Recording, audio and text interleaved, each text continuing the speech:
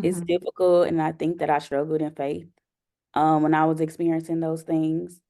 But over time, I've realized that, like I was saying, a lot of things that I could have experienced as symptoms, like Mm-hmm. I don't have any of those things, and I know that's just God's grace. And sometimes we don't always understand why we go through certain things, but it's just a constant reminder that God is always with us.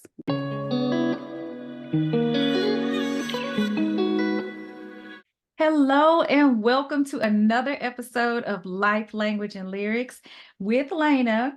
And I'm so excited because these episodes are airing in the month of March, which is Brain Injury Awareness Month. And this is a time where I like to really be able to share information and awareness about brain injury, particularly traumatic brain injury, but also other areas that may affect us may affect the brain. So today, I'm very excited to have my cousin on here, another cousin. Y'all can get to know my family real well. This is Tamasa Hill, who you guys have seen in season 2. I believe it was episode 8 on inspirational music. Tamasa is joining us again to share a story with us that's related to brain injury awareness. Tamasa is a research coordinator at a pediatric hospital. She has an online jewelry business and she is a content creator. And I'll let her tell us a little bit more about that later. I know I just gave a little bit of intro about you, but can you tell us a little more details about all of those things that I just said? Who is Tamasa? Yes, I can. So, as you mentioned, I am a research coordinator at a pediatric hospital. I specialize in oncology, hematology. I also am a content creator. I have a YouTube channel here on, well, obviously YouTube, called just Tamasa, self-titled, and I vlog just my daily lifestyle. I also have a jewelry business, Sandra Hill. It is under construction right now. We are in the revamping stage. It's going to be new merchandise. Everything is just going to be redone, and hopefully, I'll be able to launch that very soon. I also am working on a podcast called Imperfect on Purpose, and that is underway as well. Okay, you got a lot going on, ma'am. Okay, so you're here today not because you have brain injury, but you do have something going on that is related to the brain. Can you tell us what that is? Yes, it is called IIH, which is idiopathic intracranial hypertension. Mhm. Or another name for it is pseudotumor. False tumor, or my brain thinks that I have a brain tumor, but I don't Mhm. have a brain tumor, thankfully. Thankfully, Mhm. prayerfully, yes. Um, so how did you get this diagnosis? Like, I'm just wondering about the process of like when you started noticing that there was even a reason to go to the doctor.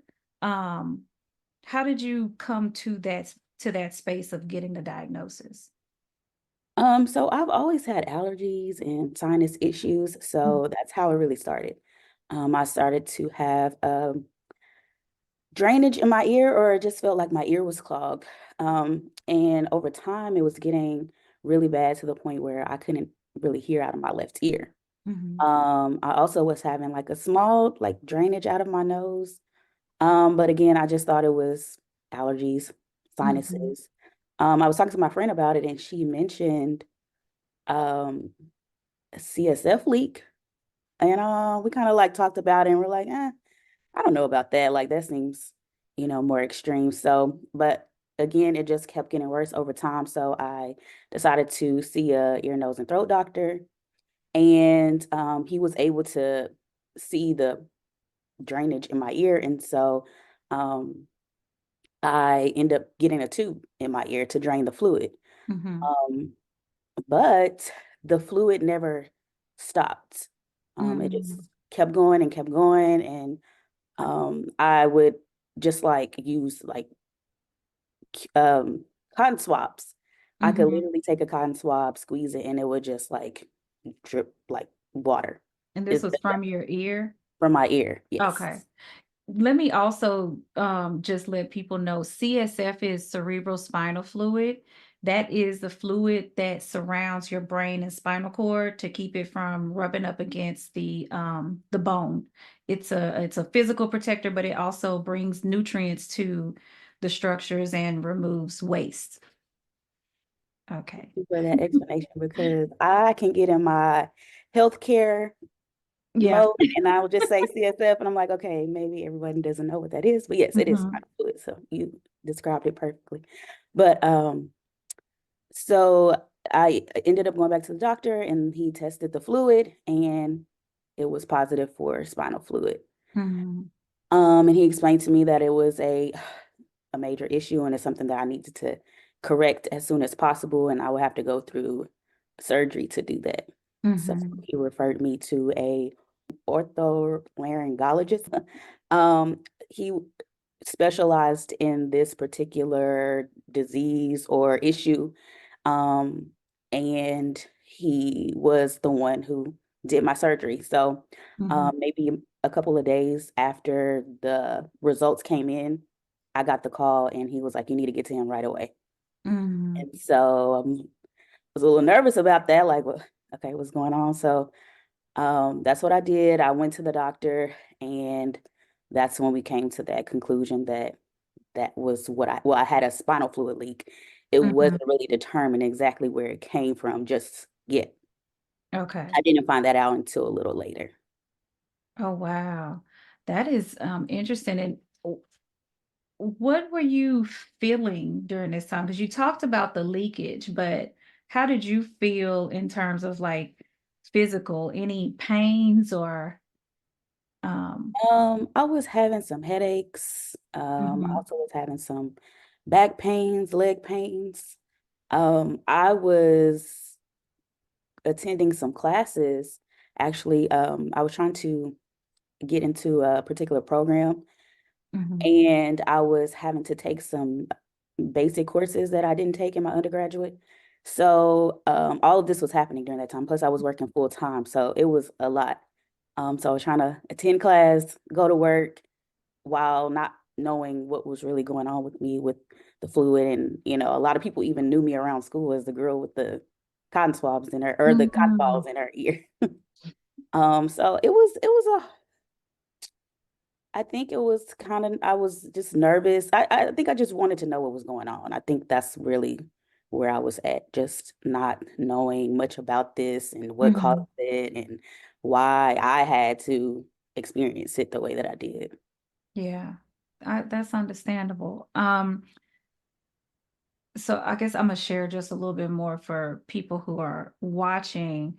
So when I just said like the cerebral spinal fluid, it keeps our brain and spinal cord from rubbing up against bone. If there's not enough, and it is and those the spinal cord and the brain are rubbing up against bone, that can cause you to have back pains. That can cause you to have headaches. Um, and you can tell me if you felt this at all, but I know also like if cerebral spinal fluid when we a few times during the day it replenishes itself, Mhm. right? So old fluid is absorbed back into the brain and the cord, and then new fluid comes through. But when we go to sleep, that's when the major replenishing happens, and that is also what helps us to feel more refreshed when we wake up. Did you find yourself feeling like fatigued or like physically fatigued or maybe like mentally foggy at all? Did you ever feel like that? Um,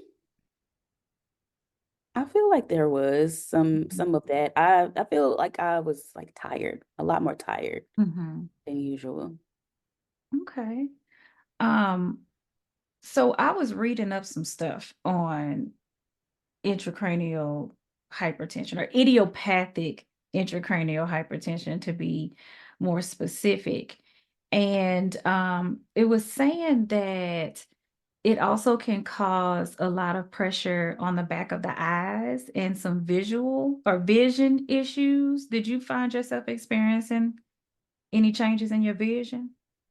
Um, Not per se. I Mhm. think because um everything was caught in a timely manner. So I was Okay. able to take some preventative measures, if you will. So once I went through the surgery, um, I went under or I underwent some other tests. So a spinal tap, Mm-hmm. and so that determined my spinal fluid pressure.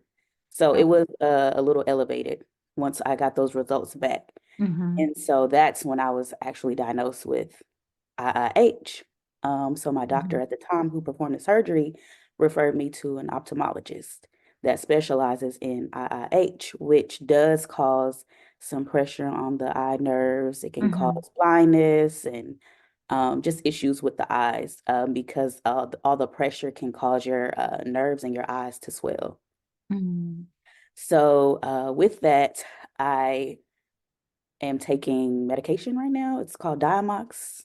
Mm-hmm. I take that twice a day, and that is supposed to help keep that pressure down so that I don't experience the issues that could happen with um, IIH as far as it affecting my eyes. So I Okay. see an ophthalmologist every year or multiple times uh, during the year, and I do visual tests and I Mm-hmm. get the nerves checked, and that's how we kind of, work through that. Okay. Well, that's good that they do have a medication to kind of relieve some of that pressure. It's interesting. I was also looking because I wanted to see like what are the stats on this, and I did find that like it is more common in women, Mhm, and in particular ages 18 to 44, mhm, which I thought was very interesting because I think you're the only person I know that experiences it, but it is higher in women ages 18 to 44. And then also the Black population tends to have the largest incidence, mhm, followed by non-Hispanic whites, then the Hispanic population, and then Asian and Pacific Islanders. And what they've been finding is that for all groups except for Asian Pacific Islanders, the numbers are increasing annually. mhm, But for that population, it's actually decreasing. They mhm, have the lowest incidence and it's decreasing. They also have tied it to body mass index. So if a body mass index is over 30, there's a higher risk for it. So I thought that was interesting because I talk about intracranial hypertension a lot as related to traumatic brain injury because um, it's one of the secondary symptoms, meaning that it can happen following the injury. But it's interesting to meet someone who hasn't had a brain injury because I remember I asked you that. I was like, "Have you hit your head before?" And you're like, "No, I haven't had anything." I was also wanting to know, did they did they say that because of this extra intracranial pressure, is that what was causing the leak? yes. Okay. And So it was leaking through your ear. it was leaking through my ear. So Okay. it can any opening basically that you have in your body, Okay. because people have it in their ear, nose, even I've seen it through the eyes Mm-hmm. as well. So it's pretty interesting because it's not a lot of information on Mm-hmm. it. Mm-hmm. And like you said, it's usually caused by some type of traumatic brain injury, like car wreck, or if you play sports. But mine was spontaneous. It just came out of Mm-hmm. nowhere. So, yeah, so the increased pressure. So mine is a little less, or it's not as high as it could be. Um, Okay. so thankfully, but there is an increase in pressure. And so what that is my spinal fluid, it's overproduction. Like you said, it Mm-hmm.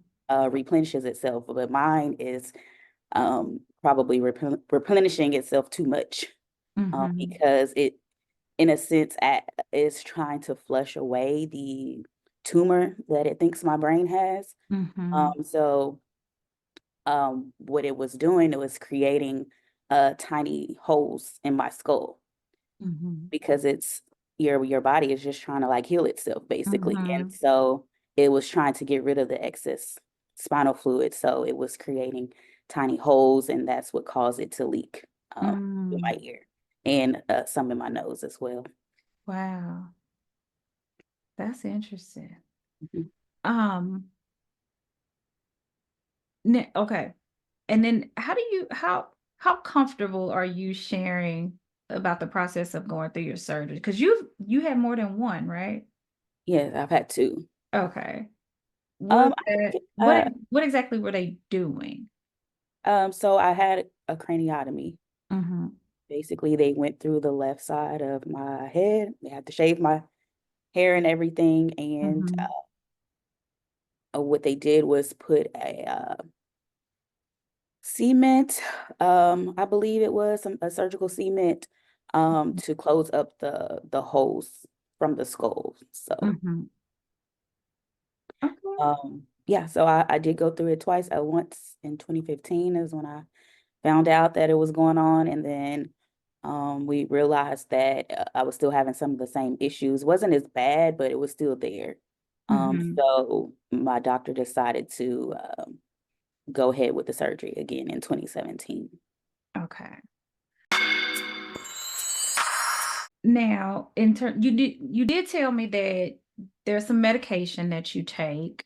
Are there any symptoms that you live with daily? Yes, yes. So I do get headaches. Mhm. Not as frequently, but I do get tension headaches. Okay.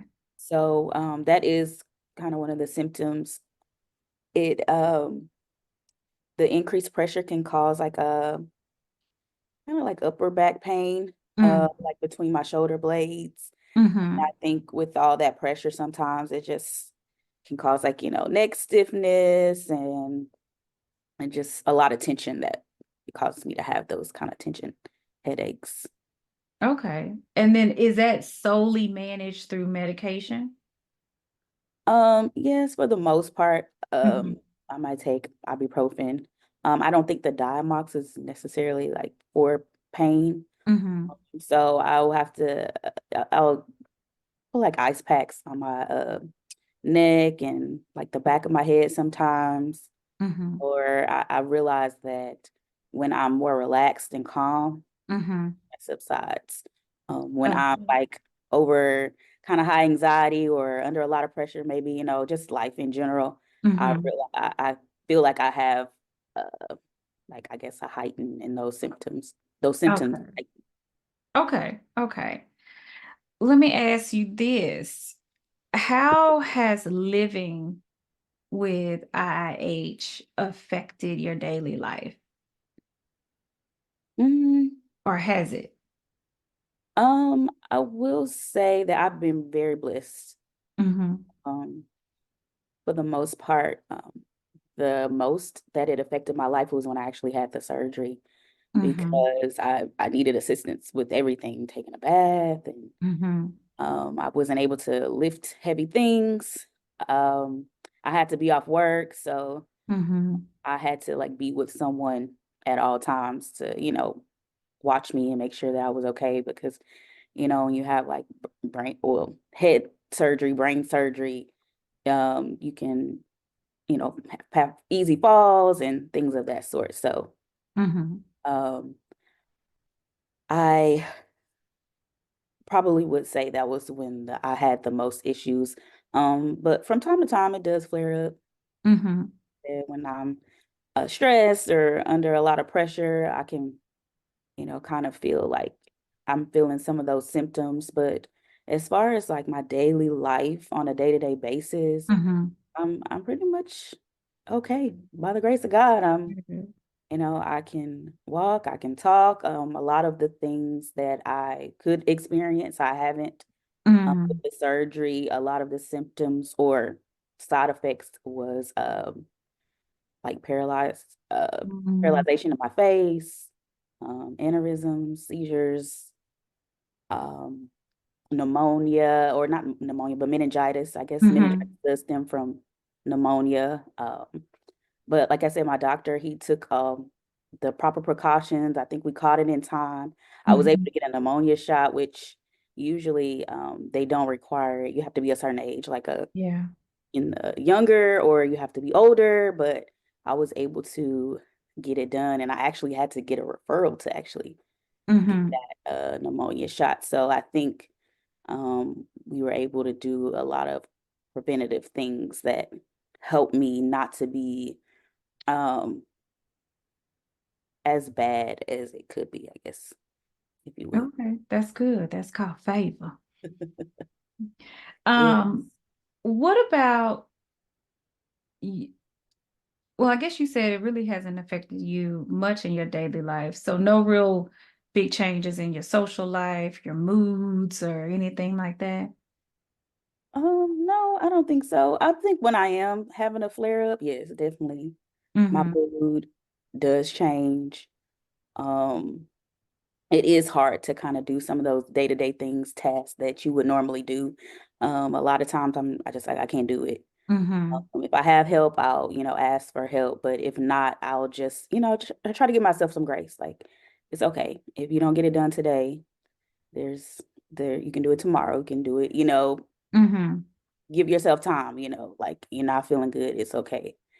Thankfully, I know when I have those flare-ups, I know what it is. Mm-hmm. So I kind of have like some ways that I kind of cope with it and deal with it. So I think that also helps too, Yeah. just knowing like what it is. I think for a long time, Mm-hmm. maybe my Mm-hmm. issue was not knowing what it is. Why am I feeling this way? Like what's going on with me? I don't have any answers. Yeah. But now that I know that, what it is, also my doctors as well, if I need to go in for a visit, if I'm having some anxiety, because I do have that at times thinking about it, if I feel off or something's not right, I'm like, can I come in and see you? And they're Mm-hmm. usually pretty good about that. And usually they're able to like calm me down if when I need to do any test or MRIs or whatever it is. And I'm like, okay, you're fine. And I'm like, okay, I'm okay. Good, good. Well, that's good that, they were able to catch it in time. And also because when you recognize something really wasn't right, you went into the doctor. And a lot of people sometimes will they would have just kept sticking them cotton swabs in their ears and trying to go on about their business. Mhm. And so that's really important.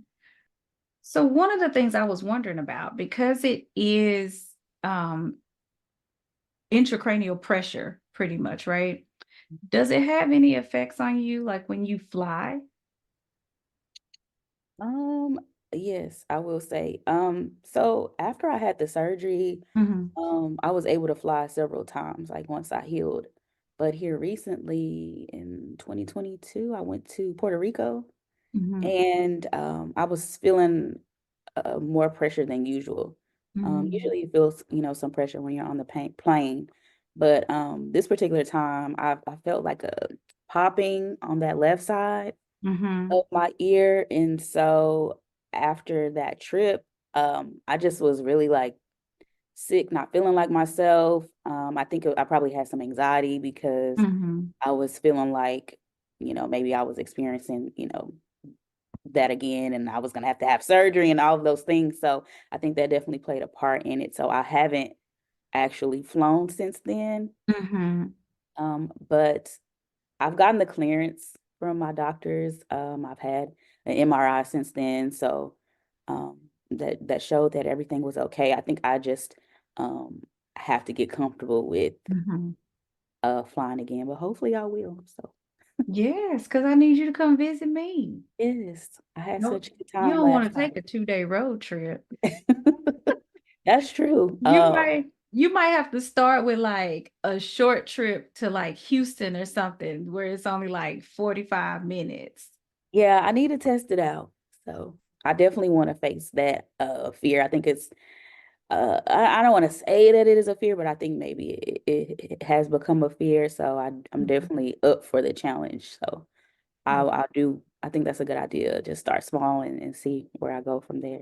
Yeah, get past it. I mean, it's normal to have a fear, especially when you notice something going on and then you've had to have surgery, right? So it's like, I don't want to have to do that again, but you do still gotta be able to live your life. Yes, Yeah. that is true. That is true. Um, Let me ask you about, because you have your podcast that you talked about, right?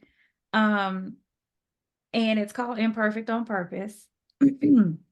And I know, on Instagram, you post like a lot of like scriptures and affirmations and things like that.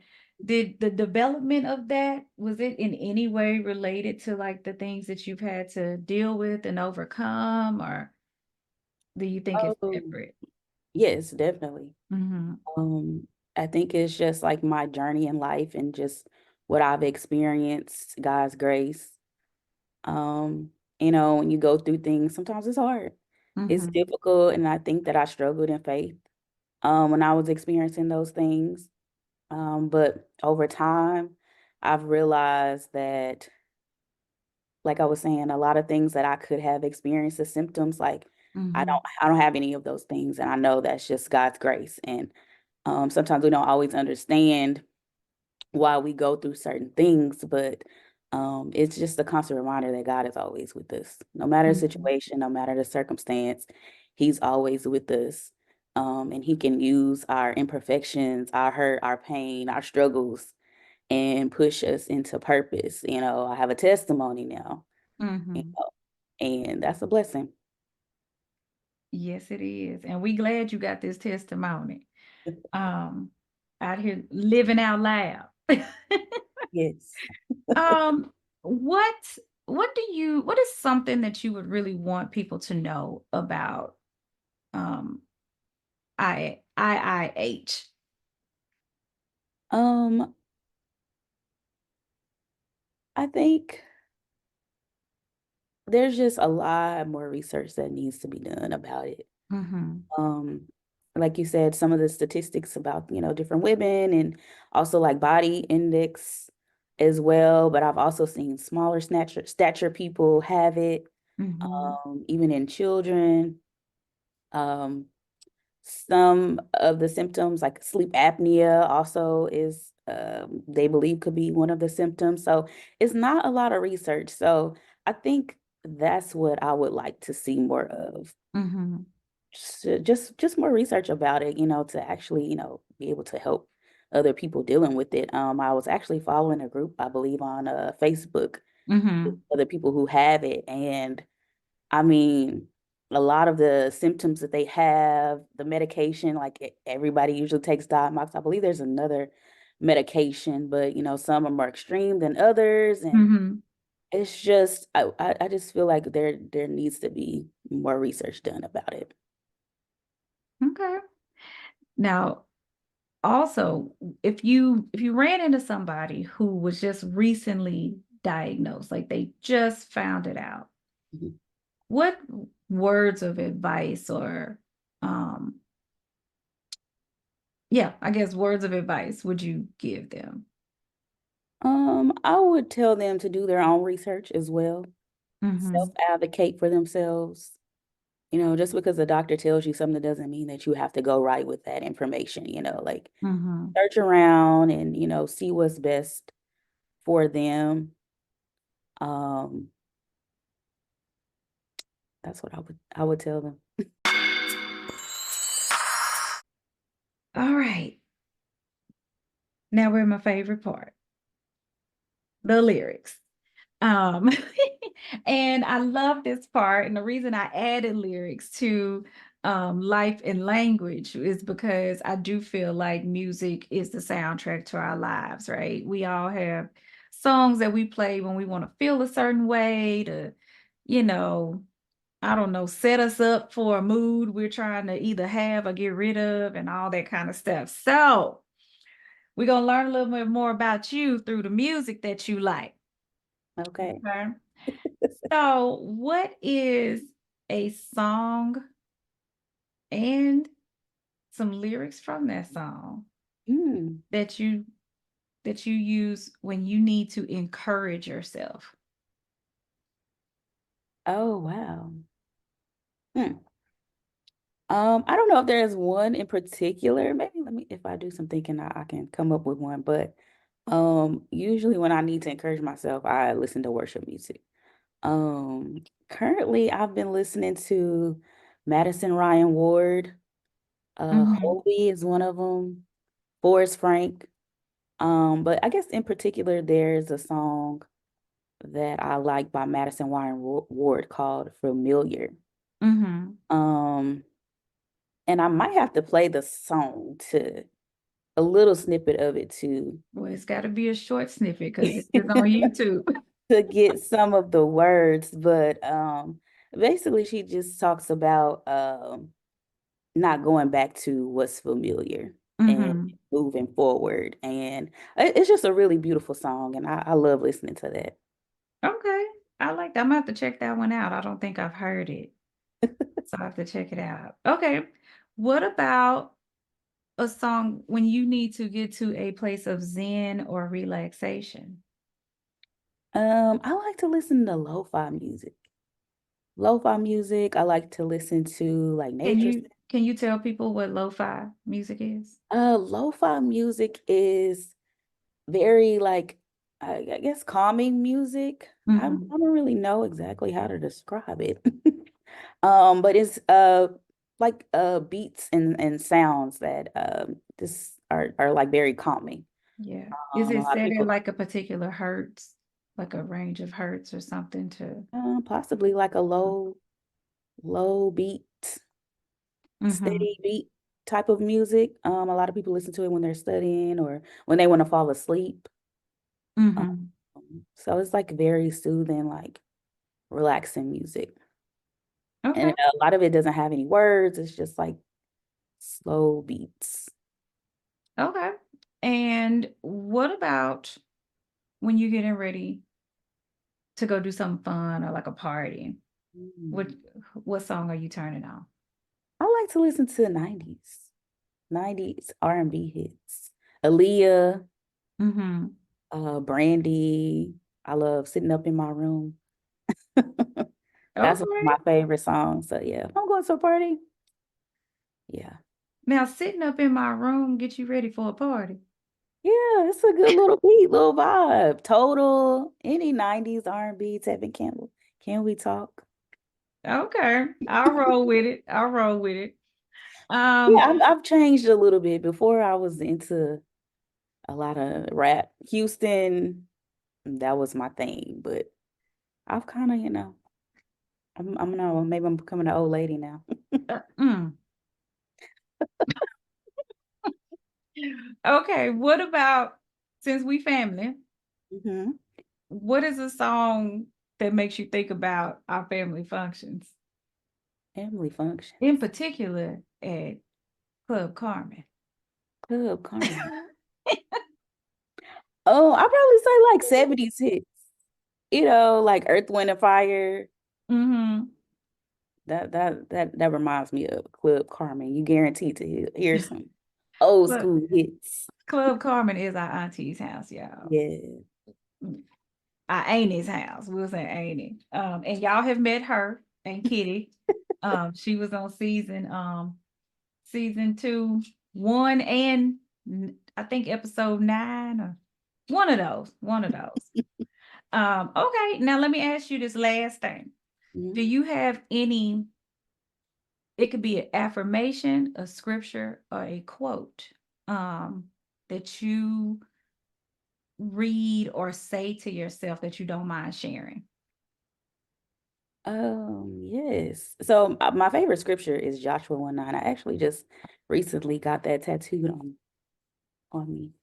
No. But it basically says to be strong and courageous and do not be afraid, for the Lord your God is with you wherever you go. So I'm constantly, that's why I got it tattooed on me, so I can constantly remind myself of Mm-hmm. that scripture that God is with me wherever I go. And recently, we've been talking about Galatians, fruits of Mm-hmm. the Spirit, Mm-hmm. and just being mindful. that I am exhibiting the fruits of the spirit. It's hard sometimes. Yeah, Um, that's why you got to constantly remind yourself. yes, yes, that's my motto for this year is to exhibit the fruits of the spirit. So I'm trying to remind myself of those things daily. Okay. Oh, and if anyone doesn't know what the fruits of the spirits are, they're um, gentleness, kindness, love, patience, Peace. self-control. I think there maybe have some other ones that I've missed, but just Peace. good things to live by. Mm-hmm. I think peace and joy. Peace and joy, yeah. Mm-hmm. Yep. That's Galatians 5:22. Yes. 22 and 23. Been zoned in on those. Okay. Well, Tamasa, tell people where how they can find you. You can find me on Instagram. I actually have several Instagram pages, but How May I Help You is my main Instagram page. Sandra Hill Jewelry is my jewelry page if you're interested in that and want to check it out. Also, my podcast is Imperfect on Purpose podcast on Instagram. And like you said, I'm always posting quotes and just try to post encouraging things until we get the podcast up and running. But yeah, you can check me out on those social media outlets. All right. Okay. Thank you. Thank you first for being willing to come on and talk about what you have dealt with, what you have survived from and what you're growing from. That's not always an easy thing to do, right? So I really, really feel honored that you were open to doing that with me. So thank you. No problem. And thank you for coming on and joining us again. Thank you for having me again. It's always a good time.